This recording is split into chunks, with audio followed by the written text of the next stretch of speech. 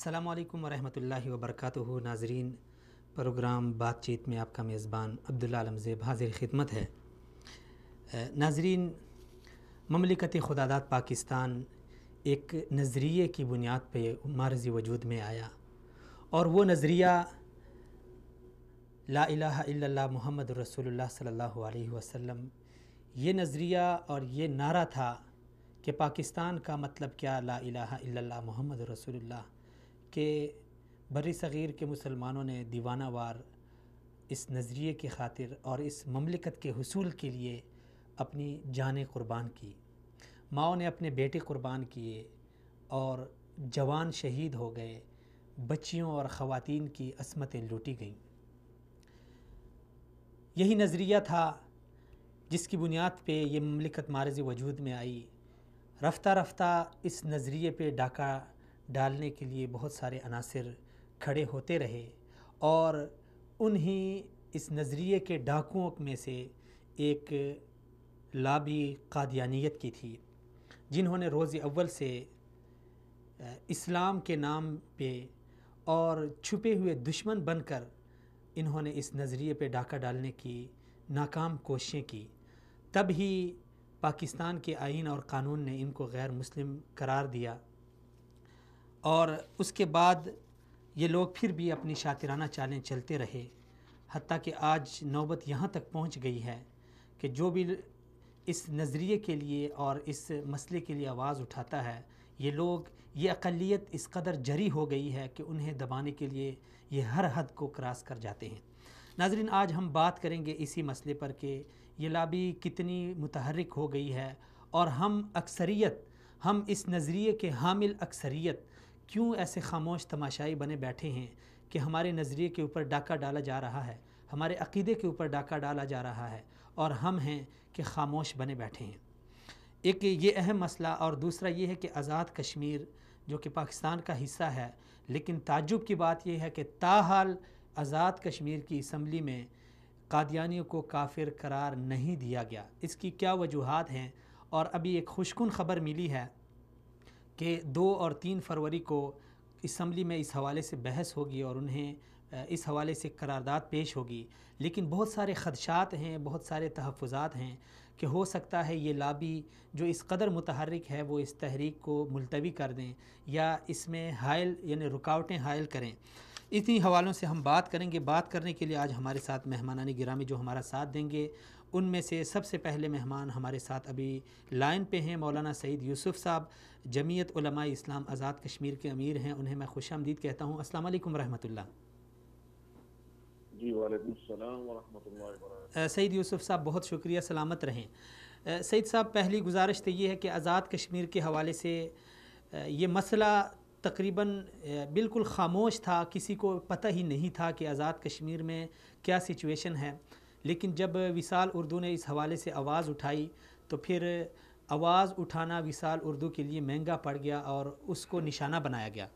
اب یہ جو خبریں چل رہی ہے کہ آزاد کشمیر میں قادیانیت، آزاد کشمیر کی اسمبلی میں انہیں کافر قرار نہیں دیا گیا، سب سے پہلے تو یہاں پہ جو مذہبی جماعتیں ہیں، مثلا جماعت اسلامی ہے، جمعیت علماء اسلام ہیں، ان کے کردار پہ ایک بہت بڑا سوالیہ نشان ہے کہ ایسے لوگ، آپ جیسے لوگ، دیندار لوگ اور دینی تحریکیں موجود ہیں، اور اب تک اس مسئلے کو یہاں پہ اس اسمبلی میں حل نہیں ہوا، یہ اس کی کیا وجہ ہے؟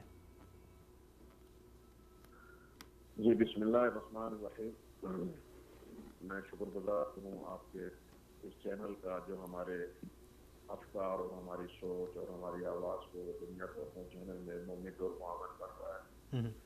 گزارش کیا کہ آزاد کشمیر میں 1973 کے اندر سب سے پہلے قادیانیت کے خلاف، غیر مسلم اقلیت کے خلاف قرارداد اسمبلی میں ہمارے بہت ہی محترم ایک بزرگ تھے میجر ایوب صاحب، انہوں نے اسمبلی میں پیش کی تھی، اور وہ قرارداد اسمبلی میں منظور ہو گئی۔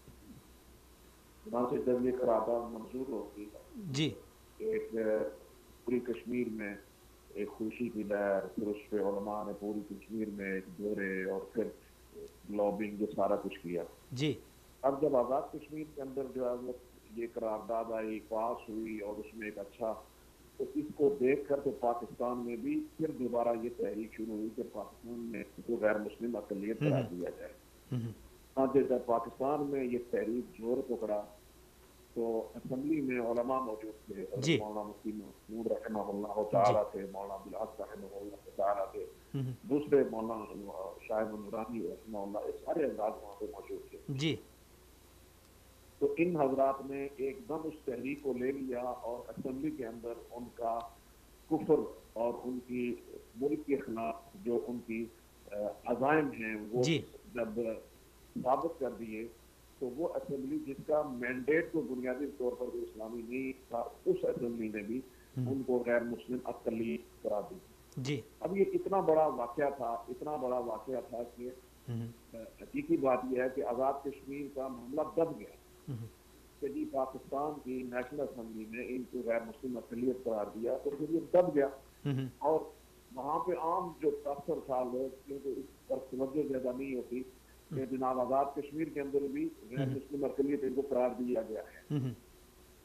پھر یہ مسئلہ چلتا رہا اور پاکستان میں پھر اس کے بعد ضیاء الحق صاحب کا دور آیا، انتنائی آرڈیننس جب لایا گیا، تو یہاں پر جب کبھی بات کرتے ہمارے تو وہ انتنائی آرڈیننس کے حوالے سے بات کرتے تھے۔ دوسری بات جو ہے وہ یہاں پر میرک صاحب نے قرارداد تو لائی، لیکن آزاد اسمبلی میں علماء نہیں تھے، ان کی نمائندگی نہیں کی، تو اس کی وجہ سے جو ہے وہ یہ المیہ ہوا۔ اس قرارداد علماء کا وہاں اسمبلی میں ہونا نہ ہونا یہ تو بات کی بات ہے، لیکن ظاہر بات ہے اسمبلی وہی چیز وہی قرارداد پیش کرے گی جو وہاں کی یعنی عوام کا مطالبہ ہو، پرزور وہ اس کے لیے مظاہرے کریں، اپنی آواز اٹھائیں۔ یقیناً اگر اس طرح ہوتا تو ہو سکتا تھا کہ میں آپ کو تھوڑی سی بتانا چاہتے تھے جی۔ 1957 کی جب تحریک چلتی ہے تو پاکستان میں 10,000 لوگ شہید ہو جاتے ہیں، ٹھیک ہے، پاکستان میں تحریک چلتی ہے، 10,000 لوگ شہید ہو جاتے ہیں، اور اس وقت کا جو وزیر اعظم تھا وہ تہجد گزار آدمی تھا، نیک آدمی تھا، لیکن اسمبلی کے اندر علماء موجود نہیں تھے، تو آپ 10,000 لوگوں کو شہید کروا کے تو ان کو آپ غیر مسلم اقلیت نہیں قرار دے سکے، جبکہ 74 کی تحریک کے اندر تو آپ کو بندہ شہید نہیں ہوا، لیکن وہاں پہ حضرات موجود تھے، انہوں نے اس فورم پہ بیٹھ کے تو ان کو غیر مسلم اقلیت قرار دیا۔ اس میں کوئی شک نہیں ہے کہ آزاد کشمیر میں 73 میں پوری کشمیر کے اندر ایک تحریک چلائی گئی اور پوری طرح سے بات کی گئی، اور جب یہ معاملہ پاکستان میں ہو گیا، یہ بات بھی بالکل یعنی تعجب والی ہے کہ تحریک 1973 میں آزاد کشمیر سے شروع ہوئی اور پھر وہی تحریک پاکستان میں رنگ لے آئی، اور آزاد کشمیر میں یعنی اس کا کوئی نتیجہ جو ہے نا وہ سامنے نہیں آیا۔ چلیں اس پہ تو ٹھیک ہے جو بھی ہوا، لیکن ابھی یہ سننے میں آیا ہے کہ ابھی آزاد کشمیر میں اس طرح کی کوئی تحریک اٹھی ہے اور اس طرح کی کوئی قرارداد پیش ہوئی جی۔ یہ ابھی 1 سال ہوا تقریباً کہ ہم نے جمعیت علماء اسلام آزاد کشمیر نے اس کو ایک تحریک کا ایک رنگ دیا۔ کشمیر بھر کے اندر جتنے اجتماعات ہمارے تھے، جتنے بھی تھے، اس کی پوری اخباری ڈیٹیل ساری چیزیں ہمارے پاس موجود ہیں۔ جہاں پہ بھی ہماری بات ہوئی، ریاست آزاد کشمیر سے میری جب بھی ملاقات ہوئی تو ہم نے اس میں کہا کہ اس کو آئینی طور پر غیر مسلم اقلیت قرار دیا جائے۔ چنانچہ وزیر اعظم نے اس پہ ہاں بھری اور انہوں نے کہا کہ اس سے ہمیں فلاں مسائل ہوں گے، ہم نے ان مسائل کا بھی جواب دیا کہ یہ مسائل یہاں پیدا نہیں ہوں گے، تو اس سے کوئی ایسا پرابلم نہیں ہوگا۔ چنانچہ ابھی جو ہے وہ کابینہ میں اس مسئلے کو ابھی جو ہے وہ پچھلے ہفتے میں اس کو منظور کر کے دی کہ وہی چیز جو پاکستان اسمبلی کے اندر آئین میں ڈالی گئی، جو الفاظ جو کلمات، وہی جو ہے وہ آزاد کشمیر کے آئین کے اندر ہم ترمیم کر کے لائیں گے۔ چنانچہ ابھی جو ہے وہ اس میں جو بنیادی طور پر جو ڈرافٹنگ ہے وہ تیار ہو گئی ہے، اور میرے خیال میں اگلے ہفتے ہماری میٹنگ وزیر اعظم کے ساتھ جو وہ طے ہے تو اس میں وہ ڈرافٹنگ جو بھی یہی ہوئی ہے وہ بتائیں گے، اس میں اگر کوئی کمی بیشی ہے تو ہم کریں گے انشاءاللہ۔ اچھی بات ہے اور اچھی کاوش ہے، لیکن بہت سارے خدشات ہیں، کیونکہ یہ لابی جس قدر متحرک ہے اور جس قدر یہ شاطرانہ چالیں چل رہی ہے، کیا یہ ممکن ہے کہ یہ اس تحریک کے بیچ کوئی رکاوٹ کھڑی کر دیں؟ اس طرح کچھ یعنی خدشات ہیں آپ یعنی مذہبی جماعتوں کو؟ گزارش یہ ہے کہ یہ کوئی لوکلی تحریک نہیں ہے، یہ کوئی لوکلی تحریک نہیں ہے جو پاکستان یا کشمیر کی طرف. ہم یہ سمجھتے ہیں کہ یہ عالمی ایجنڈا ہے اور اس کے پیچھے بہت بڑی قوتیں اس کے پیچھے بیٹھی ہوئی ہیں، اس لیے کہ عالمی طاغوت یہ سمجھتا ہے کہ جب تک اس امت کا تعلق اپنے نبی سے مستحکم ہے اس امت کا وجود نہیں مٹایا جا سکتا. لہٰذا اس نبی کے تعلق کو ختم کرنے کے لیے اس طرح کے فتنے پیدا کیے جا رہے ہیں. لہٰذا وہ پوری طرح سے اس کے پیچھے کھڑے ہیں اور اس کا وہ پوری طرح سے کوشش لگے ہوئے ہیں. لیکن اس میں آزاد کشمیر کی حد تک انشاءاللہ العزیز ہم نے باقی جماعتوں کی ذمہ داروں کو، باقی جماعتوں کے سربراہوں کے ساتھ جتنی ان کے ساتھ ہمارا میزان اور تعلق بنا ہوا ہے اور انشاءاللہ ہم پوری کوشش کریں گے کہ یہ ایکٹ کی صورت میں پہلے آئے پھر اس کے بعد جو ہے وہ آئین کے اندر اس ایکٹ کو شامل کیا جائے. اگر خدا نخواستہ اس طرح کا کوئی مسئلہ آتا ہے کہ کوئی رکاوٹ کھڑی ہوتی ہے یا رکاوٹ حائل ہوتی ہے اور کسی طریقے سے آپ علماء کرام کی یہ جد و جہد رنگ نہیں لاتی اور اس میں کچھ رکاوٹ کھڑی ہو جاتی ہے، تو اس صورت میں پھر آپ کی یعنی کیا حکمت عملی ہوگی، کیا پلاننگ ہوگی؟ اس میں ہماری یہ ہے کہ آزاد کشمیر کی جتنی پارٹیاں ہیں ان کو لے کر ہم سب، کیونکہ عقیدہ ہے ختم نبوت تو ہر مسلمان کا عقیدہ ہے نا جی، یہ تو کوئی جمعیت کا جماعت اسلامی کا عقیدہ نہیں ہے، یہ تو ہر مسلمان کا عقیدہ ہے. لہٰذا جتنی پارٹیز ہیں آزاد کشمیر کے اندر ان سب کو ایک پیج پہ لا کے ہم آزاد کشمیر کے اندر باقاعدگی ایک کسی بلا کے اس کے بعد ایک تحریک باقاعدہ ایک تحریک کا اعلان کر دیں گے کہ جب تک یہ نہیں ہوتا اس وقت تک جو ہے وہ ریاست کے اندر ایک پوری جماعتی تحریک جو ہے وہ ہم شروع کر دیں گے.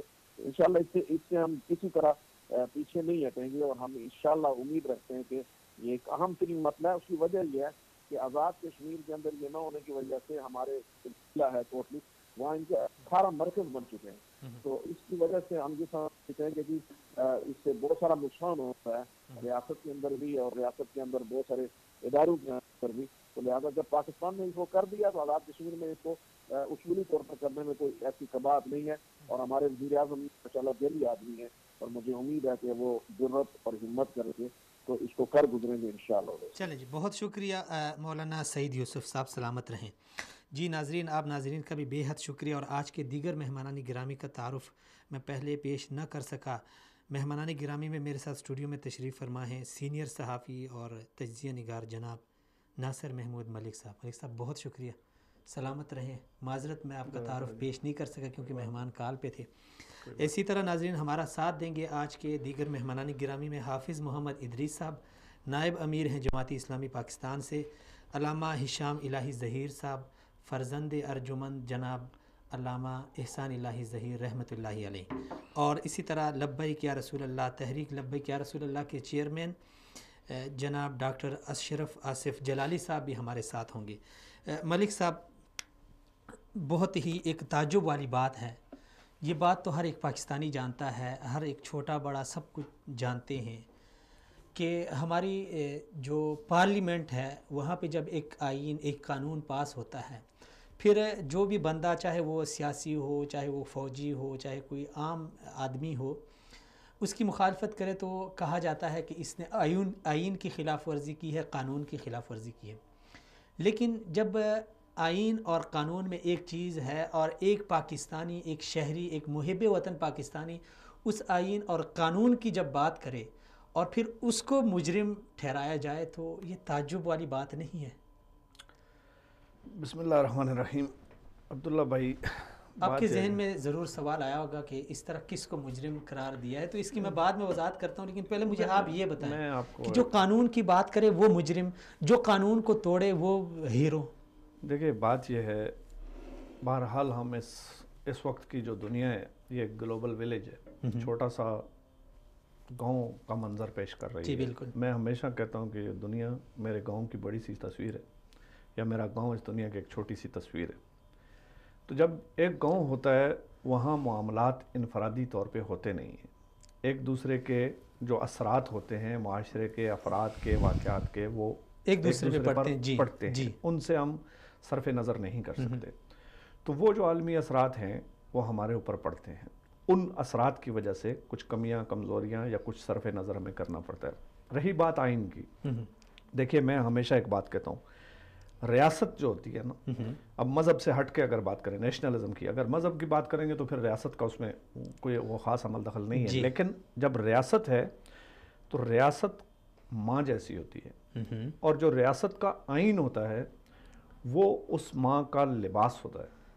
جو لوگ اس آئین کا احترام نہیں کرتے، کسی بھی صورت میں اس آئین کو تباہ کرنے کی کوشش کرتے ہیں، اس کے خلاف ایکشن کرتے ہیں، اس کے خلاف بغاوت کرتے ہیں، اس کے خلاف سازش کرتے ہیں، وہ اس ماں کی، وہ جو ریاست ہے اس کی حرمت پر حملہ کرتے ہیں۔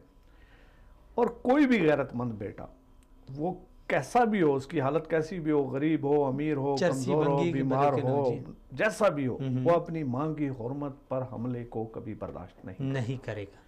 بہترین۔ اب اسی طرح ہم 20 کروڑ پاکستانی ہیں، تو ہم 20 کروڑ پاکستانیوں میں سے ہر ایک شخص کا فرض ہے کہ جو بھی ہماری ماں کی حرمت پر، ہمارے آئین پر حملہ کرتا ہے، ہم اس کو نشان عبرت بنا دیں، بنائیں گے۔ اس کا نام کچھ بھی ہو، اس کا کام کچھ بھی ہو، مجھے اس سے کوئی لینا دینا رہی۔ اب بات چلی ہے اس کے تناظر میں، قادیانیت کے تناظر میں، کہ جو قادیانیت کا، میرے پہلے سوال کا جواب آ گیا۔ ہاں جی، میں نے وہ دے دیا آپ کو جواب۔ اگر آپ آگے ایکسٹینڈ کرنا چاہیں، کوئی دوسرا سوال کرنا چاہیں تو کر لیں۔ ہاں، بڑا اچھا، اور آپ نے ایک مثال دے کے بڑا خوبصورت جواب دیا ہے۔ لیکن ایسا پھر کیوں ہے مملکت میں، کیوں بعض لوگ، یعنی بعض، میں اس کو آپ کے جو مثال ہے اس کے تناظر میں لیتا ہوں کہ بعض بچے ایسے کیوں ہوتے ہیں، کون سی چیز ان کو ابارتی ہے کہ وہ اپنی ماں کی حرمت پہ ڈاکہ ڈالتے ہیں، اس کی حرمت پہ حملہ آور ہوتے ہیں؟ ان کا ضمیر انہیں ملامت نہیں کرتا؟ دیکھیں، بات یہ ہے کہ کیونکہ ہم انسان ہیں، اور غلطیاں، کمی، کمزوری اور کوتاہی جو ہے وہ ہمارے خمیر کا حصہ ہے۔ معاشرتی تربیت جو ہے وہ معاشرے کو اس قابل بناتی ہے، فرد کو اس قابل بناتی ہے کہ وہ ان چیزوں کو سمجھے، کس چیز کی کیا حدود ہیں اور کہاں پہ ہمیں کیا کرنا ہے، وہ ان چیزوں کو سمجھے۔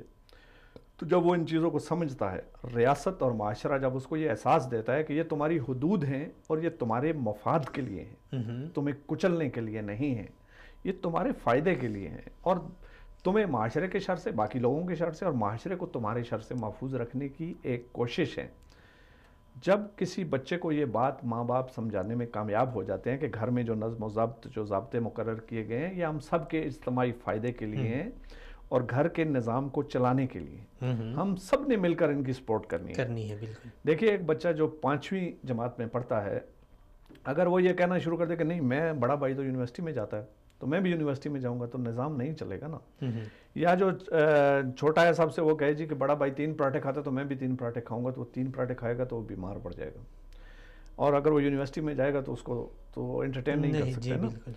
تو اسی طرح گھر کا نظم و ضابطے جب بنائے جاتے ہیں تو ہمیں، ہماری ریاست کو، میں باقی بات نہیں کرتا، ہماری ریاست کو ضرورت اس امر کی ہے کہ ہم ریاست کے ہر بچے کو، دیکھیے میں سمجھتا ہوں کہ جو بھی ریاست کا شہری ہے، وہ مسلمان ہے، وہ ہندو ہے، سکھ ہے، عیسائی ہے، یہودی ہے، قادیانی ہے، شیعہ ہے، کچھ بھی ہے، سنی ہے، وغیرہ وغیرہ، وہ اس ریاست کا بیٹا ہے۔ اس کو اتنے ہی انسانی حقوق حاصل ہیں جتنے اس ریاست کے بانی کو حاصل تھے، جتنے اس ریاست کے موجودہ سربراہ کو حاصل ہیں۔ بالکل، اس کے انسانی حقوق اتنے ہیں، شہری حقوق اس کے اتنے ہیں، لیکن سب کے لیے ضابطے مقرر ہیں تاکہ وہ دوسرے، دیکھیں آپ کو مکہ چلانے کی آزادی ہے، لیکن وہاں تک جہاں تک میرا ناک سامنے نہ آ جائے، اگر آپ کے جہاں میرا ناک آپ کے مکے کے سامنے آئے گا پھر مجھے ضرب لگے گی، تو آپ مکہ ضرور چلائیں، سب کو یہ اجازت ہے، آئین نے سب کے لیے یہ ضابطہ طے کیا، لیکن میری ناک پر مکہ مارنے کی کوشش نہ کریں۔ یہ وہ ضابطے ہیں جو ہم کچھ بچوں کو، اپنے کچھ ناسمجھ بچوں کو ہم شاید یہ سمجھانے میں بطور ریاست کامیاب نہیں ہو پا رہے کہ ہمارا مقصد یہ نہیں ہے کہ آپ کو کی حق تلفی کی جائے۔ جی بالکل، ہمارا بالکل یہ مقصد نہیں ہے کہ آپ کو کچل دیا جائے، ہمارا یہ مقصد نہیں ہے کہ آپ کی توہین کی جائے، ہمارا یہ مقصد ہے کہ ایک دوسرے کی ناک کو ایک دوسرے کے مکے سے بچایا جائے، نظم و ضبط کا مظاہرہ کیا جائے، ضابطوں کی پابندی کی جائے، ایک دوسرے کا احترام کیا جائے، جتنی آپ کی حد ہے اس کو کراس نہ، اپنی حدود سے گزر کر دوسرے کے حد میں مت گھسا جائے۔ یہ شاید ہم اپنے کچھ بچوں کو سمجھانے میں کامیاب نہیں ہوں۔ چلیں، آپ نے باتوں میں بات بڑی اچھی طرح سے سمجھا دی ہے، لیکن اس کو مزید واضح کرنے کے لیے اب میں کھل کے بات کرتا ہوں کہ دیکھیں، ہمارا جو قانون ہے، آئین ہے، اس نے سن 1974 میں قادیانیوں کو غیر مسلم قرار دیا، ٹھیک ہے۔ آئین ہمارا من وان آج تک اسی طرح کا برقرار ہے، اس میں کوئی ترمیم نہیں ہوا، منسوخ نہیں ہوا۔ ٹھیک ہے. اب اس آئین کی جو بات کرے وہ مجرم ٹھہرایا جاتا ہے. ٹھیک ہے. اور جو اس آئین کی بات کرے اسی کو جب پکڑا جائے، اسی کو ذلیل کیا جائے، اسی کو نشانہ بنایا جائے، تو آپ کیا سمجھتے ہیں کہ یہ ریاست کا جو یعنی ہمارے اداروں کا جو بھی اس طرح کا وہ رویہ ہوگا؟ کیونکہ جب ایک ماں کے دو بیٹے ہیں، ٹھیک ہے، ایک بیٹا اپنی ماں کی حفاظت کے لیے کھڑا ہوتا ہے، ماں کی جو چادر ہے، ماں کی جو کپڑے ہیں ان کی حفاظت کے لیے، اس کی حفاظت کے لیے کھڑا ہوتا ہے، دوسرا بیٹا جب اس کو آ کے مارنے لگے، تو آپ کیا سمجھتے ہیں اس میں کیا ہوگا؟ دیکھیے عبداللہ بھائی، بات یہ ہے کہ آپ نے سوال کو بڑے واضح طریقے سے ذہانت سے ایسا پھیلا دیا ہے کہ مجھے آپ نے باندھ دیا ہے کہ میں اس کا جواب دوں. میں حالانکہ شاید اس سے صرف نظر آپ نے ریاست کو کہا ماں جیسی ہے. میں بالکل میں ریاست کو ماں سمجھتا ہوں اور ریاست کے آئین کو اس ماں کا لباس سمجھتا ہوں، اور اس آئین کی بے حرمتی کرنے والوں کو ماں کی بے حرمتی پر حملہ آور سمجھتا ہوں، سمجھتے ہیں، اور یہ سمجھتا ہوں کہ 20 کروڑ لوگوں میں اگر غیرت ہے تو ایسا کرنے والوں کے خلاف اٹھ کھڑے. ایسا اجازت کسی کو نہیں دے. اب بات آپ کا سوال جی، سوال یہ ہے کہ جو ماں کی حرمت کے لیے کھڑے ہوتے ہیں ان کو روکا جاتا ہے، اور جو بے حرمتی کرتے ہیں ان کو فیسیلیٹیٹ کیا جاتا ہے. دیکھیں میں آپ گنگا الٹی بہ رہی ہے. میں ایک شعر ہے، اصل میں ایسا نہیں ہے. میں آپ کے ساتھ اتفاق نہیں کرتا، کلی طور پر میں آپ سے اتفاق نہیں کرتا، جزوی طور پہ ایسا ہو رہا ہے. لیکن میں ایک شعر جو ہے نا، وہ شعر ہے کہ انداز بیاں رنگ بدل دیتا ہے وگرنہ دنیا میں کوئی بات نئی بات نہیں. بات یہ ہے کہ ریاست نئی بات نہیں. ریاست جو ہے اور ریاستی ادارے جو ہیں، اصل میں ان کو اس چیز کا توازن کا خیال رکھنا پڑتا ہے، اور وہ توازن جو ہے کسی صورت میں بگڑنا نہیں چاہیے. اب اس کا جو المیہ ہے ہماری ریاست کا، وہ یہ ہے کہ ہم کلی طور پر کسی کو بھی ایلیمینیٹ نہیں کر سکتے، کسی ایک عنصر کو. ہم جب یہ ایک بات کرتے ہیں، اب ماں جو ہوتی ہے نا، گھر میں دیکھیں ایک گھر میں 4-5 بیٹے ہوتے ہیں، فرض کر لیتے ہیں ہم کہ ایک سیناریو ہے جی، 4-5 ہم بھائی ہیں، ان میں سے ایک نشہ کرتا ہے، 3 جو ہے محنت کرتے ہیں، کمائی کرتے ہیں، وہ نشہ کرتا ہے اور جوا کھیلتا ہے. آپ نے عمومی طور پہ اپنے معاشرے میں دیکھا ہوگا کہ باقی بھائی جو ہیں اسے جلتے کڑتے ہیں، غصہ کرتے ہیں کہ یہ کیوں کر رہا ہے، لیکن ماں اس کو شیلٹر دیتی ہے. کیوں شیلٹر دیتی ہے؟ وہ جانتی ہے کہ یہ غلط ہے، وہ یہ بھی جانتی ہے کہ یہ جو کچھ کر رہا ہے تباہی کا راستہ ہے، وہ یہ بھی جانتی ہے کہ اس کی وجہ سے باقیوں کو نقصان ہو رہا ہے، ان کا ذہنی سکون تباہ ہو رہا ہے، لیکن وہ ماں ہوتی ہے جی، وہ یہ نہیں چاہتی کہ اس کو ایلیمینیٹ کر دیا جائے. جی. اسی طرح جو ہماری ریاست ہے وہ شعوری طور پر یہ کوشش کرتی ہے کہ جو ریاست کے بچے ہیں ان کے ساتھ ٹھیک ہے کچھ جو ہے نا ان کی کمزوریوں کو مد نظر رکھتے ہوئے ریاست ان سے صرف نظر کر جاتی ہے. بطور ریاست شاید یہ کرنا بھی چاہیے، لیکن اب کچھ معاملے ایسے آ جاتے ہیں. دیکھیے ہم ایک جمہوریت بھی ہیں، ایک ریاست کے بعد جو اگلا سٹیپ ہے ہم آئین اور قانون کے تحت ایک جمہوریت ہے. جمہوریت ہمیں یہ سکھاتی ہے کہ اکثریت جو ہے اس کا احترام بہت ضروری ہے، اکثریت کا احترام ضروری ہے، یہاں سے پھر لیکن اس کا یہ ہرگز مطلب نہیں ہے کہ اقلیت کا احترام نہیں ہوگا. نہیں، بات بالکل آپ کی ٹھیک ہے، لیکن یہاں پہ ہم شام صاحب کو لے لیتے ہیں. جی ان کے بعد السلام علیکم ورحمۃ اللہ. السلام علیکم ورحمۃ اللہ. جی علامہ صاحب، آواز آ رہی ہے آپ کو میری؟ آواز آپ لوگوں کی بالکل نہیں آ رہی. السلام علیکم ورحمۃ اللہ.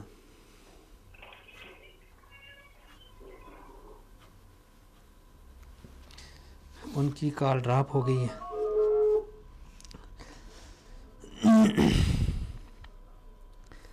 آپ میرے خیال میں میرے سوال کو آپ سمجھے یا نہیں سمجھے؟ نہیں، میں سوال کو سمجھ گیا، لیکن میں آپ کو جواب جس پیرائے میں دینا چاہ رہا تھا وہ یہ تھا کہ تھوڑا سا یعنی تفصیل کے ساتھ آپ کچھ صورتحال ایسی ہے کہ میں نے آپ کو پہلے کہا کہ ہم ایک عالمی گاؤں میں رہتے ہیں، اور ہم گاؤں میں ہر ایک گاؤں میں کچھ وڈیرے ہوتے ہیں، کچھ پتارے دار ہوتے ہیں، کچھ گنڈے ہوتے ہیں، کچھ شرفاء ہوتے ہیں.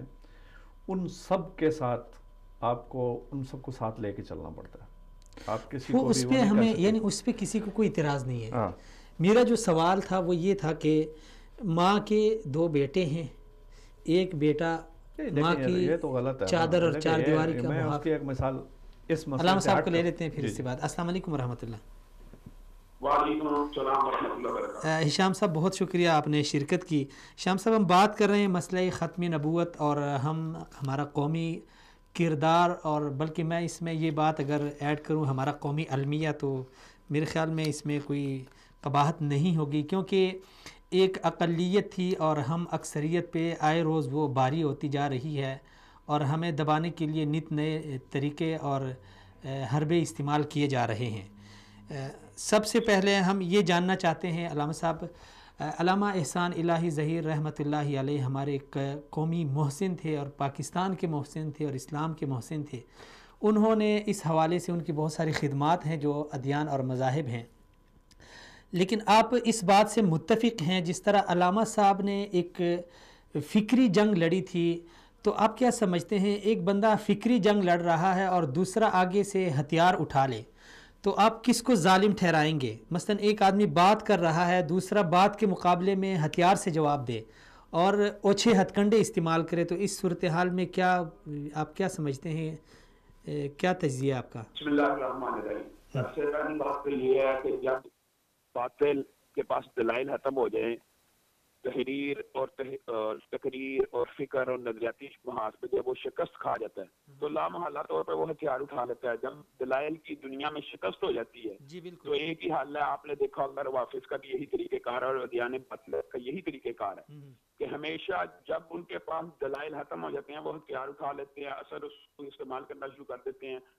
اور یہی اس حوالے سے ختم نبوت کے حوالے سے خود علامہ شہید نے اگر صرف کتابیں لکھی لیکن ان کو بھی زندگی میں تھریٹ تھے. اب ہم ان کے اشر شیر بھی نہیں ہیں. میری کتاب ہے قادیانیت کے حوالے سے، وہ جب سے چھپی ہے انہوں نے میرے سر کا انعام رکھا ہوا ہے. اور اس طرح یعنی ہماری تو حیثیت بھی کوئی نہیں، یعنی ہم تو ایک عام طالب علم ہے، لیکن علامہ شہید کی کتابوں سے تو ان کو انتہا خوف بھی تھا، خدشہ بھی تھے.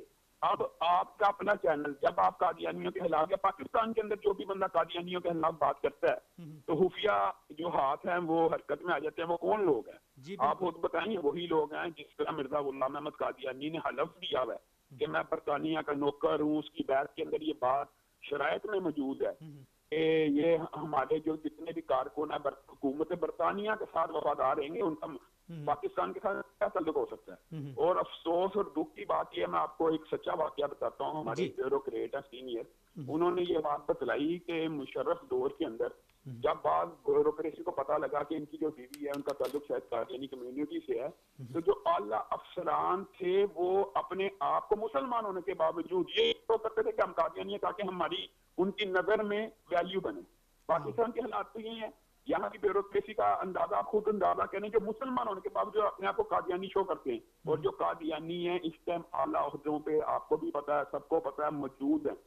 اور ختم نبوت کی جتنی بھی تحریک پاکستان میں چلیے آج اس پر بھی آپ کو بات اٹھانی چاہیے. بڑے دکھ اور افسوس کی بات ہے.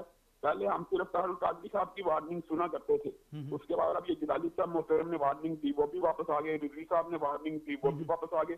یہ سیالوی صاحب کی وارننگ پہ ایک ملاقات میں دیر ہوگی. تو ہم یہ بات کہنے پہ مجبور ہو جاتے ہیں اگر ان لوگوں نے باقاعدہ باضابطہ طور پہ ختم نبوت کو صرف اپنے مقاصد کے لیے استعمال کیا تو ہم یہ بات کہنے پہ مجبور ہو جائیں گے کہ ملا کی ادا اور مجاہد کی ادا اور الفاظ و معنی تفاوت نہیں. لیکن مطلب یہ ہے کہ پرواز تو دونوں کی ہے. ایک فضا میں درگس کا جہاں اور ہے شاہی کا جہاں اور. یہ ان کو بات سمجھنی چاہیے کہ یہ دعوت مسند دعوت ارشاد کے امین ہے اور ان کو کم از کم نام رسالت کے اوپر سیاست اور کمائی اور اس طرح کی جعلی وارننگ نہیں دینی چاہیے. میری ان سے یہ اپیل ہے کہ آپ نے ختم نبوت کے ملک میں تحریک چلائی ہے تو اس کو پایا تکمیل تک پہنچائیں بھی. کہ ختم نبوت کے جو اصل مجرم ہے ترمیم کے ان کو بے نقاب اگر نہ کیا گیا تو پاکستان کے اندر آپ آئے روز یہ دیکھ رہے ہیں کہ لوگوں کو کھا لیا جاتا ہے. قادیانی مخالفت کے اوپر لوگوں کو کھا لیا جاتا ہے. اب یہ بالکل بالکل میں معذرت کے ساتھ آپ کی بات کاٹ رہا ہوں علامہ صاحب، آپ کی بات کاٹ رہا ہوں. آپ نے کتاب لکھی تو آپ کے سر پہ انعام رکھا گیا،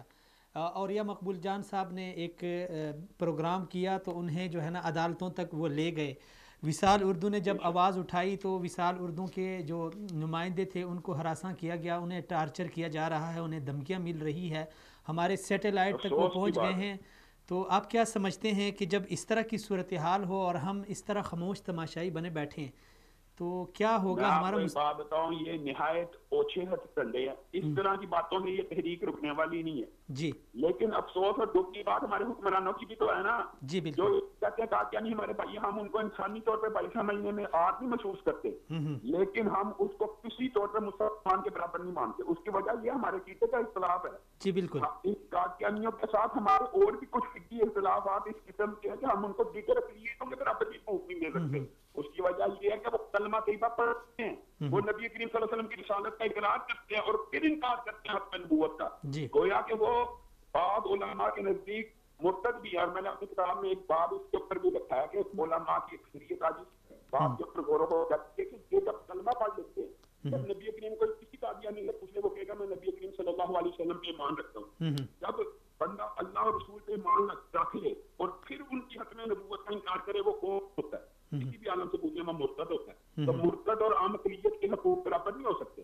وہ الگ بات ہے کہ مرتدوں کو ہم نے ان کی سرکوبی نہیں کرنی، ان کی سرکوبی ریاست کرے. ہم یہ بات بھی کہتے ہیں کہ بندہ اپنے ہاتھ میں قانون نہ لے. جی بالکل، جی بالکل. ان کے خلاف آپ عمل کرنے کی بجائے ان کے خلاف آواز اٹھانے والوں کو آپ پکڑتے ہیں. یہ بڑی دکھ کی بات ہے، افسوس کی بات ہے. میں شدید احتجاج کرتا ہوں اگر وفال چینل والوں کے ساتھ انہوں نے اس قسم کی بیانیہ اور جنونی حرکت کی ہے. یہ تو غنڈہ گردی ہے. اگر یہ اس طرح کے اچھے کنڈے استعمال کریں گے تو پھر یہ بھی پاکستان میں مفہوم نہیں رہ سکیں گے. ایک عرصے سے ہم یہ بات حکمرانوں کو کہتے آئے ہیں کہ بھائی کہنا انسانی طور پہ بھائی کہہ لو، لیکن ان کی جو سازشیں ہیں، ان کی جو سرگرمیاں ہیں، ان کے اوپر کڑی نظر رکھی جائے. یہ پاکستان کی مخلص ہی نہیں ہے. ان کا دین و وطن مذہب برطانیہ ہے. یہ اسرائیل، برطانیہ اور امریکہ کے بچے ہیں. اچھا، اب صورتحال یہ ہے کہ جو بھی آواز اٹھاتا ہے اس حوالے سے تو کسی جس طرح آپ کے سر پہ انعام رکھا گیا اور اولیاء صاحب کو لے گئے، جس طرح بہت سارے ہمارے پاس مثالیں ہیں. اور مبشر لقمان صاحب کا ایک پروگرام جس کا ایک کلپ میں نے دیکھا، وہ جو ایک سابق قادیانی جب مسلمان ہوا انہیں پھر آپ لوگوں نے پناہ دی تھی، آپ نے اور علامہ ابتسام صاحب نے، وہ کلپ بھی ہم نے دیکھا ہے. جی، تو جب اس طرح کی صورتحال ہو تو ہماری مذہبی جماعتوں کو، اور جو خاص کر کیونکہ اس پہ کوئی اختلاف تو نہیں ہے کہ ہم کہیں کہ یہ اہل حدیث کا مسئلہ نہیں، یہ دیوبند کا ہے یا بریلویوں کا ہے، یہ تو ہم سب کا متفقہ مسئلہ ہے. تو کیا ہمیں یعنی لائحہ عمل اختیار کرنا چاہیے تاکہ ہم اس کے خلاف اس کو یعنی روک تھام کے لیے کچھ کر سکیں؟ میں نے یہی بات پہلے آپ جو اشارہ کیا اسی بات کے اوپر کیا ہے کہ ختم نبوت کا مسئلہ دیوبندی اہل حدیث بریلوی کا مسئلہ نہیں. جی، لیکن قدرتی طور پہ حالات و واقعات ایسے ہوئے کہ بریلویوں نے موجودہ دور میں اس مسئلے کو اٹھایا. اب جب اٹھا لیا تو اگر یہ پیچھے ہٹیں گے تو عوام میں کیا تاثر جائے گا؟ پہلے یہ معاشرے کے اندر بیڈ ایک ریپوٹیشن موجود ہے خانقاہی نظام کے حوالے سے، گدی نشینوں کے حوالے سے. ایک عام معاشرے میں کمنٹ چلتا ہے نا، حلوہ کھانے والے اور پیٹ، تو ان کو تو یہ وقت ہے کہ یہ ڈٹ جائیں. اب جنابی صاحب ان کو چاہیے کہ اپنے جو مطالبہ تسلیم نہیں ہوئے ڈٹ جائیں. رضوی صاحب نے 40 دن کا ٹائم دیا تھا. جی بالکل. وہ 40 دن گزرتے جا رہے ہیں، وارننگ سے وارننگ، تاریخ کے اوپر تاریخ. ان کو ڈٹ جانا چاہیے. ہم تو ان کے مطالبات کے 100% حامی ہیں اور ان کے شانہ کھڑے ہونے سے بھی تیار ہیں. یہ کسی کا مسئلہ نہیں ہے مسئلہ کا، یہ سارے مسلمانوں کا مسئلہ کا. تمام دیوبندی اہل حدیث اس مسئلے میں متفق ہیں. لیکن ہمیں یہ ان سے ضرور گلا ہے کہ اگر یہ یو ٹرن لے لیں گے تو یہ پوری تحریک کو نقصان پہنچے گا. جی بہت شکریہ علامہ صاحب. کال کٹ گئی ہے میرے خیال میں. کیوں آپ کا؟ میں علامہ صاحب سے پوچھنا چاہتا تھا کہ اگر آپ کو سر پہ انعام رکھا ہے تو آپ نے اس کے خلاف کیا قانونی کارروائی کی ہے؟ وہ ریاست کے اندر رہتے ہیں نا، ہمارے چلیں وہ قانونی کارروائی تو کافی مبہم سی باتیں ان کی جو ہے. وہ ایک تو یہ تھی یہ بات کہ اگر آپ کے سر پہ انعام رکھا ہے تو ریاست اس کے اوپر بہت سخت ایکشن لیتی ہے، وہ کوئی بھی ہو، کسی کا بھی ہو. تو ان کے میں ان سے پوچھنا چاہ رہا تھا کہ نہیں لیتی حضرت جی، نہیں لیتی. نہیں دیکھیں، ریاست آپ کی FIR وہ کٹانے کے لیے تیار نہیں ہے. میں آپ کو کہتا ہوں جی، میں پاکستان کا سب سے کمزور شہری ہوں، اور میرے سر پر کوئی جو ہے نا کسی طاقتور کو کہیں کہ علامہ صاحب سے کہیں یا کسی بھی اچھا ایک بے گناہ کو جب اٹھا لیا جائے، ٹھیک ہے، اس کو مارا جائے، اس کو پیٹا جائے، ایک یونیورسٹی کے، ایک سرکاری یونیورسٹی کے ایک طالب علم کو، ٹھیک ہے، اس کی جوانی، اس کی زندگی، اس کی پڑھائی، ایسے تو بہت واقعات ہو رہے ہیں، وہ اپنی جگہ پہ ہیں. لیکن اب یہ علامہ صاحب کوئی عام آدمی نہیں ہے. اس مسئلے پہ نہیں، مجھے پتہ ہے یہ ہو رہے ہیں، میں اس کو ڈینائی نہیں کر رہا کہ ایسا نہیں ہو رہا. بات یہ ہے کہ کیوں ہو رہے ہیں، چلیں ہو اس لیے رہے ہیں. دیکھیں، ہو اس لیے رہے ہیں کہ آپ کمزور ہیں. اس لیے ہو رہے ہیں کہ آپ کمزور ہیں. علامہ صاحب کا ایک شعر ہے ڈاکٹر صاحب کا, وہ کہتے ہیں کہ جو ہے جرم ضعیفی کی سزا مرگ مفاجات. ٹھیک ہے, اگر آپ نے باعزت زندہ رہنا ہے اور گاؤں میں اپنی مرضی کے فیصلے کرنے ہیں تو گاؤں کے چودھری کے برابر طاقت اکٹھی کریں. ہماری یہ حیثیت نہیں ہے عالمی گاؤں کے اندر, ہماری اتنی اوقات نہیں ہے کہ ہم عالمی برادری کو وہ کر سکیں, مخالفت کر سکیں اور ہم ان کی مرضی کے خلاف سب کچھ کر سکیں. ہماری بہت معذرت کے ساتھ سیدھی سی بات یہ ہے کہ بطور قوم, بطور ریاست ہمارے اندر اتنی قوت نہیں ہے, اس وقت نہیں ہے کہ ہم عالمی برادری کے دباؤ کا مقابلہ کر سکیں. اس دباؤ کا سامنا کرنے, اس دباؤ سے بچنے کے لیے یا اسے ڈی ٹریک کرنے کے لیے, اسے کم کرنے کے لیے ہمیں ریاست جو ہے کچھ ایسے اقدامات کرتی ہے جو نامناسب ہیں اور بعض اوقات وہ بہت ہی ظالمانہ ہو جاتے ہیں. اور اگر ریاست نہیں کرتی تو کچھ ادارے یا کچھ لوگ اپنے طور پہ کرتے ہیں, اور ہمدرد تو ہر جگہ ہوتے ہیں, تو جو ہمدرد ہوتے ہیں اگر وہ اقدامات ان کے ہاتھ میں آ جائیں تو وہ مظالم کی شکل اختیار کر جاتے ہیں. اب میں ایک سوال مطلب آپ سے کرنا چاہتا ہوں. چلیں دیکھیے, میں اس بات کا قائل ہوں, میں ہمیشہ یہ بات کہتا ہوں کہ دیکھیے مجھے کسی بھی مذہب سے کوئی اختلاف نہیں. علامہ صاحب نے ایک نیا نقطہ علامہ صاحب نے کھڑا کر دیا, مطلب میرے ذہن میں ایک نیا نقطہ ڈال دیا, میں اس اینگل سے کبھی دیکھتا نہیں تھا کہ جناب اگر ہم ان کو دوسری اقلیتوں کے برابر بھی درجہ نہیں دے سکتے. ٹھیک ہے جی, کیونکہ ہمارے خیال میں یہ ارتداد کے مرتکب ہیں. اب بات یہ, میں بڑے احترام کے ساتھ علامہ صاحب سے اس پہ اختلاف کرتا ہوں. اگر ہم ان کو کہتے ہیں مرتد وہ ہوتا ہے جو مسلمان ہوتا ہے, ہم اور مذہب ہوتا کیا ہے دراصل؟ مذہب تو میرے ناقص علم کے مطابق یہ ہے نا کہ میں اپنے رسول صلی اللہ علیہ وسلم کی پیروی کرتا ہوں, ان کو رسول مانتا ہوں, ان کی کتاب کو کتاب مانتا ہوں, تو میں ان کا پیروکار ہوں, یہ میرا مذہب ہے. جو کرسچن ہیں وہ عیسیٰ علیہ السلام کو اپنا رسول مانتے ہیں, ان کی کتاب کو اپنی کتاب مانتے ہیں, تو وہ ان کے پیروکار ہیں, وہ کرسچن ہیں. جو یہودی ہیں وہ موسیٰ علیہ السلام کو اپنا لیڈر مانتے ہیں, رہنما مانتے ہیں, نبی مانتے ہیں, ان کی کتاب کو اپنی کتاب مانتے ہیں, اس لیے وہ یہودی ہیں. مسئلہ یہ ہے کہ میں بطور مسلمان عیسیٰ علیہ السلام کو بھی مانتا ہوں, ان کی کتاب کو بھی مانتا ہوں. میں بطور مسلمان موسیٰ علیہ السلام کو بھی مانتا ہوں, ان کی کتاب کو بھی مانتا ہوں. تو کیا میں پھر یہودی بھی ہوں گا؟ کیا میں پھر عیسائی بھی ہوں گا؟ ایسی بات نہیں ہے. جب میں نے اپنی کتاب ان سے الگ, اپنا پیغمبر ان سے الگ رکھا ہوا, تو ان کو ماننے کے باوجود میں ان کا حصہ نہیں ہو سکتا. اسی طرح بے شک قادیانی نبی کریم صلی اللہ علیہ وسلم کو مانتے ہیں, قرآن کریم کو مانتے ہیں, لیکن ان کا ایک اپنا رسول ہے. وہ کہتے ہیں جی کہ غلام احمد قادیانی جو ہے ہمارا رسول ہے. ٹھیک ہے, ان کا اپنا ایک رسول ہے, اس کی جو کتاب ہے تذکرہ, وہ کہتے ہیں. اس پہ تو کسی کا اعتراض نہیں ہے. دیکھیں علامہ صاحب جو بات کر رہے ہیں کہ ان کو ارتداد تو تب لگتا نا کہ وہ ہماری قوم کیسا ہوتا ہے. چلیں وہ علامہ صاحب کا ایک اپنا نقطہ نظر تھا, تو میں اس کا مطلب وہ وضاحت کروں کہ دیکھیں یہ ہمارا حصہ نہیں ہے. حافظ صاحب کو لے لیتے ہیں. السلام علیکم ورحمۃ اللہ. وعلیکم السلام ورحمۃ اللہ. حافظ صاحب بہت شکریہ, سلامت رہیں, آپ نے ٹائم دیا, آپ مصروف بھی تھے. حافظ صاحب ہم بات کر رہے ہیں مسئلہ ختم نبوت کے حوالے سے. سب سے پہلے ہم یہ جاننا چاہتے ہیں کہ علامہ مودودی رحمۃ اللہ علیہ کو جو سزائے موت سنائی گئی تھی اور پھر اس کو بعد میں اس کو 1 سال قید کی صورت میں یعنی اس کو تبدیل کیا گیا تھا, اس کا بنیادی جرم کیا تھا؟ یہ ذرا وضاحت کر دیں تاکہ پھر بعد ہم آگے بڑھائیں. کہ برصغیر پاک و ہند میں انگریزوں کا خود کاشتہ پودا جی جو قادیانیت کی صورت میں پروان چڑھ رہا تھا, جی یہ امت کے جسم میں ایک سرطان کی حیثیت رکھتا تھا اور اب بھی ہے.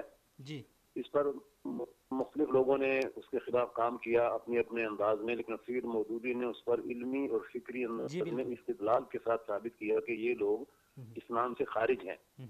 ان کا کتابچہ جو تھا وہ عقیدہ ختم نبوت کے نام سے جی اور ان کی کتاب مسئلہ قادیانیت کے نام سے یہ چھپی ہوئی موجود ہیں. اس سے پہلے چھپ گئی تھیں یہ, اور اس کو بنیاد بنا کر اس وقت کے حکمرانوں نے مولانا مودودی پر فرد جرم عائد کی تھی کہ انہوں نے بہت بڑا جرم کیا ہے کہ ایک مسلمانوں کے ایک حصے کو انہوں نے اسلام سے خارج قرار دیا ہے.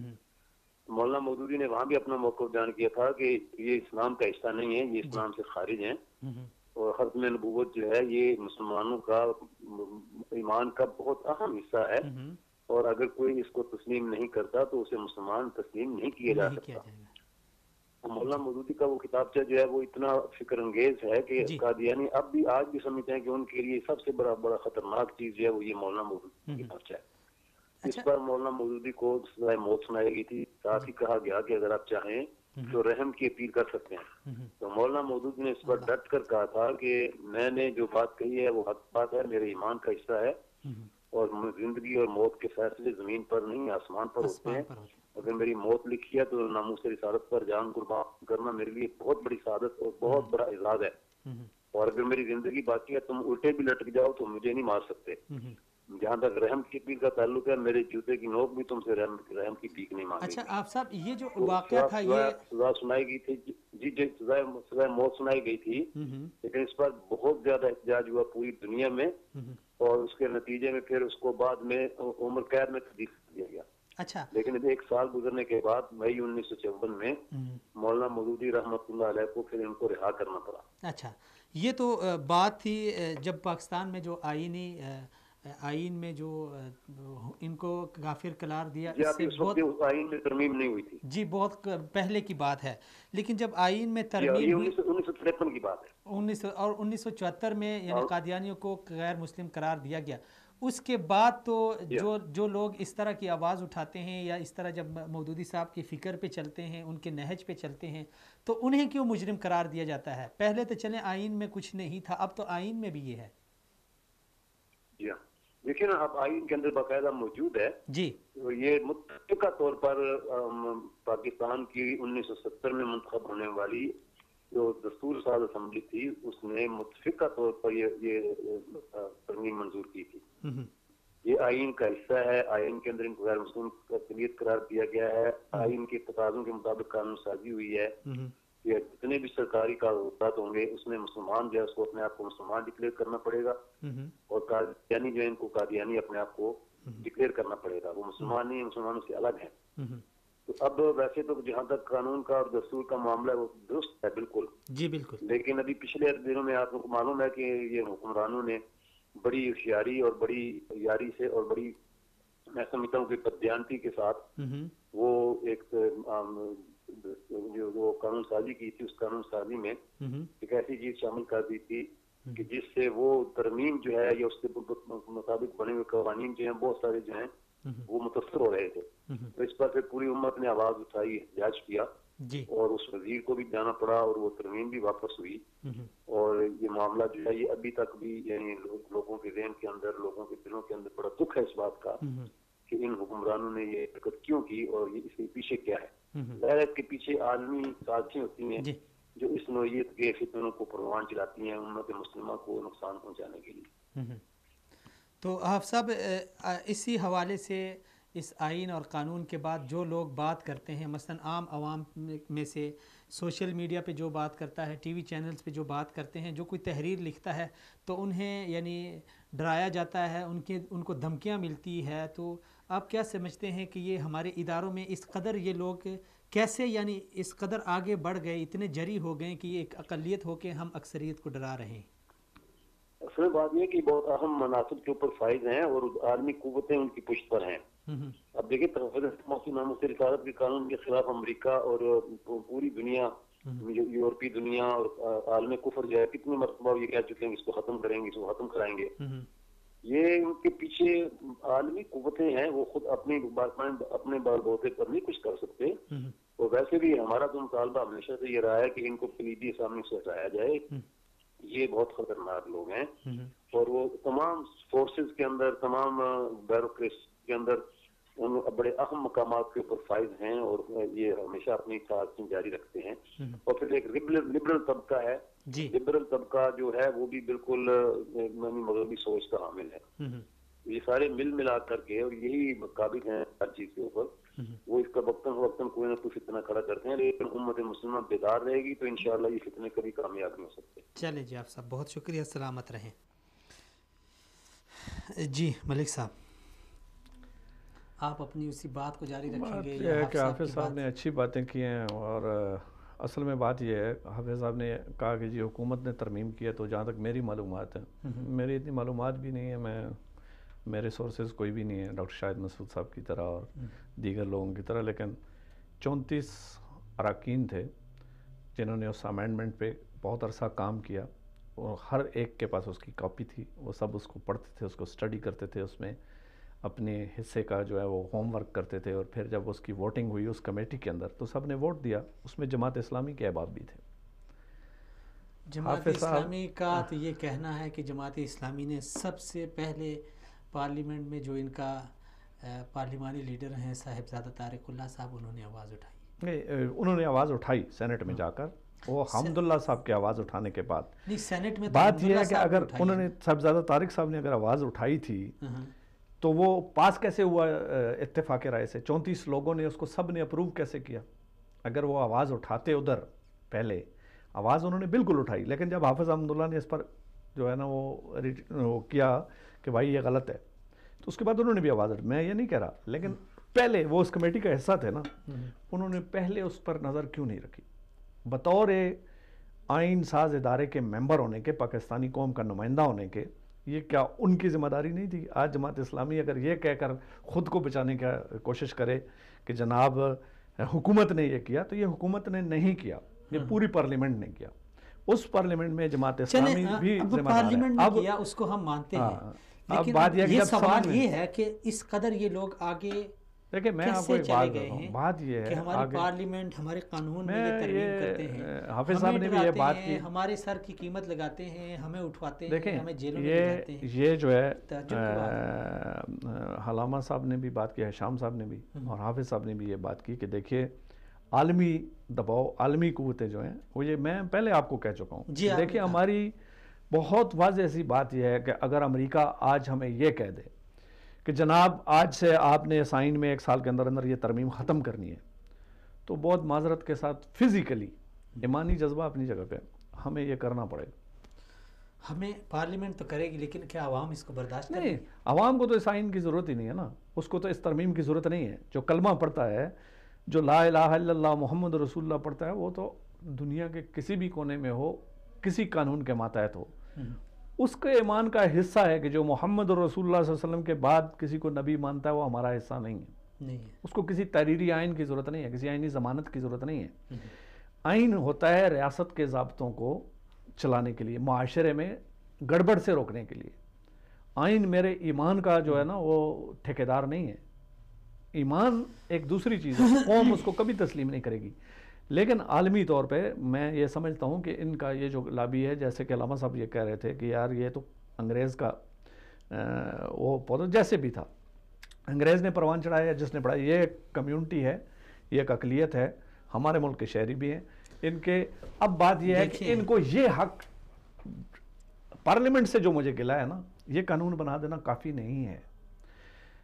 آپ نے یہ قانون بنا دیا کہ جناب جو نبی کریم صلی اللہ علیہ وسلم پر ایمان نہیں لاتا وہ، یا ان کے بعد کسی کو نبی مانتا ہے، وہ کافر ہے، سر تسلیم خم ہے، بہت اچھا ہے، یہ بھی کافی ہے، مطلب ایک اچھی کوشش ہے، لیکن یہ مکمل قانون نہیں ہے۔ آپ جب یہ کہتے ہیں اور میں اور آپ جب یہ کہتے ہیں تو ہم تو بے آسرا لوگ ہیں نا، ہمارے پاس ایک کیمرہ ہے یا ایک پین ہے، اس کی ہم بات کرتے ہیں، لیکن جو لوگ پارلیمنٹ کے ممبر ہیں جب وہ یہ کہتے ہیں تو وہ زیادتی کرتے ہیں۔ ان کا کام تھا کہ جب یہ ایک قانون بنایا تو اس کے ساتھ ان کے لیے پارلیمنٹ میں اقلیتوں کے لیے نشست بھی رکھتے، ان کی بات بھی تو سنی جاتی نا۔ سب اقلیتوں کے لیے ایک نشست مخصوص ہے، ان کے لیے بھی مخصوص کرتے، اور جھگڑا تو ملک صاحب یہی پہ ہے نا، جھگڑا تو مین جھگڑا یہی ہے، وہ اپنے آپ کو اقلیت تسلیم کر لیں، ان کو نشست بھی مل جائے گی، ان کو پرسنٹیج کے اعتبار سے ان کو قومی اسمبلی میں، صوبائی اسمبلی میں، سینٹ میں ان کو جگہ مل جائے گی، لیکن وہ تو فراڈ کر رہے ہیں۔ مثلا یہ موبائل ہے، یہ نوکیا کا ہے، ٹھیک ہے، کمپنی کا ہے، آپ اپنی طرف سے اس طرح کا ایک موبائل بنا لیں اور اس کے اوپر یہ لکھ دیں، کیا آپ کو یہ کمپنی والے چھوڑیں گے؟ دیکھیں کمپنی والوں کو چھوڑیں، میں یہ بات مانتا ہوں، میں آپ کو یہ بات کہہ رہا ہوں کہ وہ مانتے ہیں یا نہیں مانتے، وہ ریاست نے، ہماری ریاست نے تو ان کو بتا دیا نا کہ بھائی آپ کی لیمیٹیشن کیا ہے۔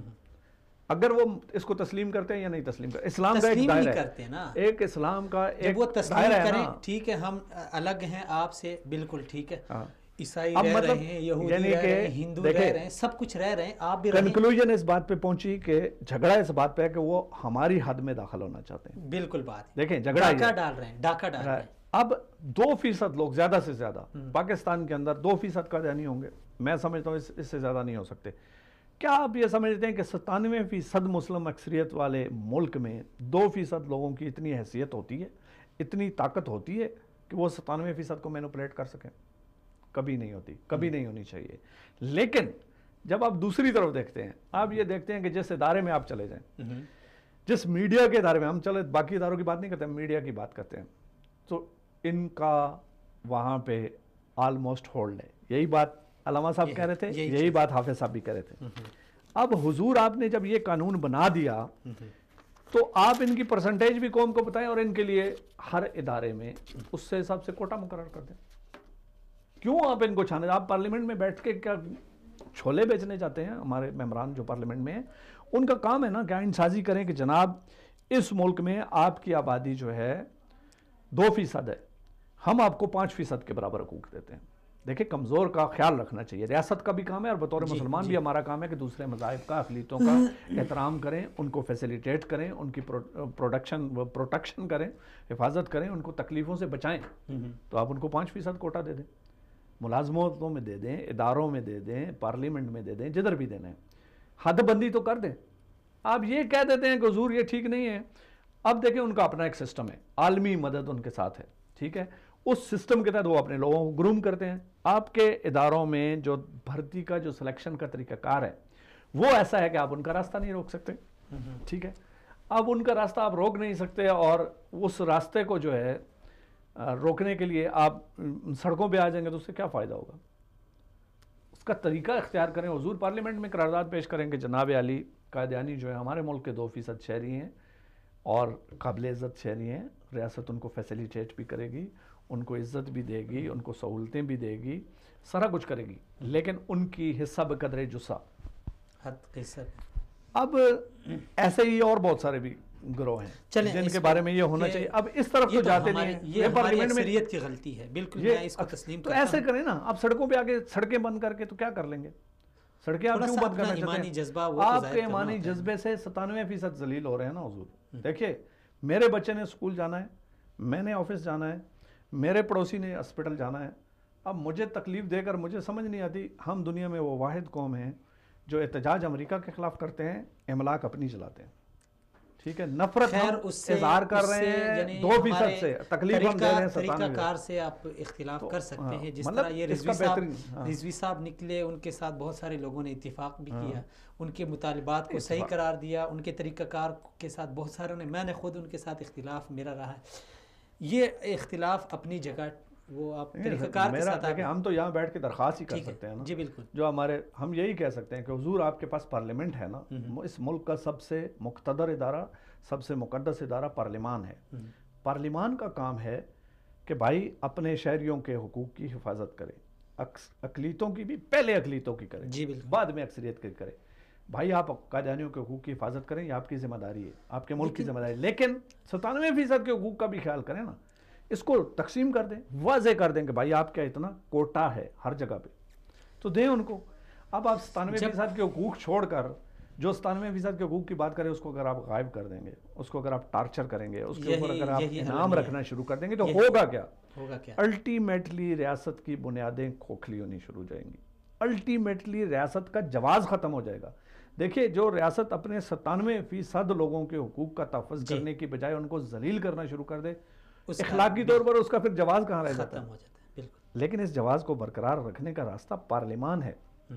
پارلیمان کا کام ہے کہ اس کے بارے میں یہ آپ نے ابتدائی طور پہ کر دیا، اچھا کیا، بہت اچھا کیا، اور کشمیر ابھی کرنے جا رہا ہے تو اچھا کر رہا ہے. لیکن اس کے ساتھ یہ بھی تو شامل کر لینا کہ دیکھیں ان کی میں سب سے پہلے یہ کہتا ہوں کہ ہر طرح سے ان کی حفاظت ہونی چاہیے، کسی بھی طرح ان کو تکلیف نہیں دینی چاہیے، لیکن حصہ بقدر جسہ ان کو دے دیں. یہی بات ہے. اب اس کو آئین میں کیوں نہیں شامل کر دیتے؟ اسی آئین میں رہ رہے ہیں، بہت ساری اقلیتیں ہیں، صرف یہ نہیں ہے. ہندو ہیں ہمارے ملک میں، کرسچن ہیں، سکھ ہیں، بہت سارے ایسے ہیں. کبھی ہم نے اعتراض نہیں کیا کہ یہ لوگ، انہوں نے خود کو اقلیت تسلیم کیا ہے. ہم زور دے رہے ہیں کہ بھئی ملک میں اقلیت کے حقوق پہ زیادہ فوکس یعنی کرنا چاہیے. لیکن جب ایک اقلیت آ کے آپ کے حق پہ ڈاکہ ڈالے، مسئلہ یہاں پہ جو میری سمجھ میں آتا ہے وہ یہ ہے کہ دیکھیے کنفلکٹ کہاں پہ ہے کہ یہ خود کو ہمارے سے علیحدہ تسلیم کرنے کے لیے تیار نہیں ہے، جھگڑا یہی ہے، خود کو تسلیم کریں، ٹھیک ہے، رہیں ملک، یہ بات ہم ان کی عزت کریں گے پاکستانی ہونے کے ناطے، ایک انسان ہونے کے ناطے، ان کے اقلیت ہونے کے ناطے ہم خود ان کے حقوق کے لیے آواز دیکھیے بات یہ ہے، میں یہ سمجھتا ہوں اس مسئلے کا آپ کے خیال میں کیا حال ہے؟ چلے میرا آپ سے سوال ہے. میرا یہ ہے کہ جب شرعی طور پہ اور آئینی طور پہ ایک ریاست کا جو نظریہ ہے، جب کوئی اس کے اوپر اس طرح ڈاکہ ڈالے اور وہاں کی اکثریت کا یعنی ایک رائے ہو اور پھر پارلیمنٹ کا بھی ایک فیصلہ ہو، تو ایسے لوگوں کو وہ فیصلہ اور وہ عوامی جذبات کو تسلیم کرنا چاہیے، بجائے اس کے کہ آپ راستے کے ایک ڈاکو بنیں. ڈاکو بننے کے بجائے آپ پرامن شہری بنیں، جو کہا گیا ہے اس کو تسلیم کریں، رہیں پاکستان میں. کس نے ہم نے میرا سوال یہ ہے کہ اب ان کے ساتھ اس مسئلے کو کیسے، ان کو کیسے اس پیج پہ لایا جائے کہ دیکھیے آپ جو مرضی کریں حضور، لیکن ہمارے اندر گھسنے کی کوشش نہ کریں. صرف ایک اتنا سا مسئلہ ہے نا، اس کو کیسے وہ کیا جائے، اس مسئلے کا حل کیا، اس کو کیسے عملی جامہ پہنایا جائے کہ وہ اس سوچ کو ایک ہی بار ترک کر دیں. انسان ہے نا، انسانی طور پہ ہم یہ تصور کر لیتے ہیں کہ یار وہ ان کی غلط تربیت کی وجہ سے، غلط فیڈ بیک کی وجہ سے وہ اس بات پہ اڑ گئے ہیں. جیسے ریاست کے ساتھ یہ ہمارے شمالی علاقہ جات میں، اس میں مغربی علاقہ جات میں، فاٹا وغیرہ میں کچھ دہشت گردوں نے جو ہے بغاوت کی ریاست سے، اسی طرح ہم یہ سمجھتے ہیں کہ یہ بھی ریاست کے بچے ہیں جو غلط تربیت کی وجہ سے، غلط فیڈنگ کی وجہ سے غلط ٹریک پہ چڑھ گئے ہیں. ان کو اس ٹریک پہ لانے کے لیے آپ کے خیال میں کیا طریقہ کار ہے؟ ان کو یہ بات ان کو سمجھانے کی ضرورت ہے.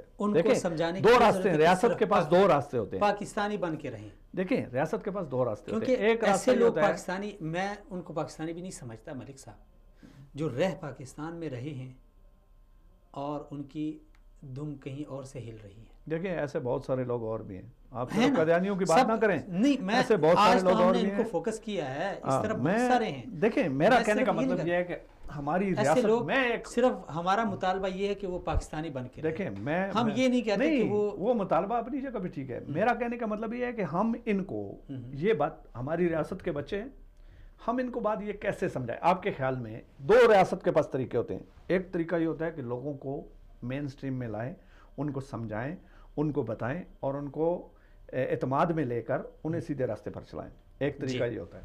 دوسرا طریقہ یہ ہوتا ہے کہ ان کو کچل دیں. دو ہی طریقے ہوتے ہیں، تیسرا کوئی طریقہ نہیں ہوتا. اب بات یہ ہے کہ 2% کو 97% اکثریت اگر کچلے گی تو دنیا میں اس کا کیا امپیکٹ جائے گا، اور اسلامی طور پہ یہ شرعن ہمارے لیے جائز نہیں. بالکل نہیں. اب یہ ہم جب یہ تسلیم کرتے ہیں کہ شرعن ہمارا کام ہے ان کی حفاظت کرنا، وہ جو بھی کرتے رہیں، ہمارے خلاف اگر سازش بھی کرتے ہیں، ہمارے خلاف اگر کچھ غلط سوچ بھی رکھتے ہیں، رکھتے رہیں، کوئی بات نہیں. ریاست کے بچے، ہم ریاست کے بچوں کو کیسے سمجھائیں کہ حضور آپ اپنی حدود میں رہیں اور جو آپ کے جائز حقوق ہیں، جو آپ کی جائز حدود ہیں، ان کو استعمال کریں. بالکل. اور خوشی سے، ہنسی خوشی رہیں، سازشیں نہ کریں. جو آپ کی ڈیمانڈ ہے سامنے بیٹھ کے ہمیں ریاست سے، ہم سے طلب کریں. ہمارے سے جو آپ کے گلے شکوے ہیں وہ ہمارے سے تحفظات ہیں، ان کو شیئر کریں. لیکن اس کا طریقہ یہی ہے، دنیا میں ہر ایک مسئلے کا آخری حل ڈائیلاگ ہوتا ہے. جو ان کے سرکردہ لوگ ہیں ان کو بٹھائیں ٹیبل پر. ریاست کا یہ کام ہے، پارلیمان کا یہ کام ہے کہ ان کو ٹیبل پہ بٹھائیں کہ بھائی آپ لوگ ایسا کیوں کرتے ہو یار. اب مجھے نہیں پتا کہ ان کی کیپیسٹیز کیا ہیں یا کتنا کرتے ہیں. دوسری بات ہے کہ جہاں پارلیمان نے یہ قانون 1974 میں منظور کیا تھا نا، اس قانون میں بڑا سکم ہے، اس میں بڑی کمزوری ہے. اگر اس قانون میں یہ اجازت ہوتی تو یہ سلسلہ ہوتا کہ میں تو ایک ہی حال سمجھتا ہوں، آپ اس سے اتفاق کرتے ہیں. یعنی ہم مثلا یہ نہیں کہتے کہ نہ ہم معاشرے کو اکساتے ہیں کہ ان کو مارا جائے، تشدد کیا جائے، یہ بالکل اس کے قائل نہیں ہے. نہ ہم ریاست کو یہ کہتے ہیں کہ ان کو سیٹ پہ لگایا جائے.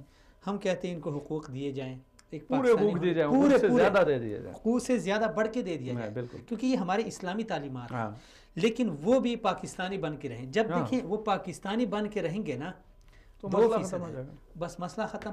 ان کے اوپر جب امریکہ کا ہاتھ اٹھے گا، جب وہ اپنے آپ سے امریکہ کا ہاتھ اٹھائیں گے، اسرائیل کا ہاتھ اٹھائیں گے، اس وقت وہ پاکستانی نہیں ہے، وہ تو پاکستان کے لیے زہر قاتل ہے. دیکھیں برطانیہ، امریکہ، اسرائیل جو آپ کے دشمن ہیں، دشمن سے آپ گلہ نہیں کر سکتے. وہ آپ کو پھولوں کے گلدستے نہیں بھیجے گا، وہ اپنی کوشش کرے گا آپ کو کمزور کرنے کی. آپ نے اپنی کوشش کرنی ہے اس کی سازشوں سے بچ کے رہنے کی.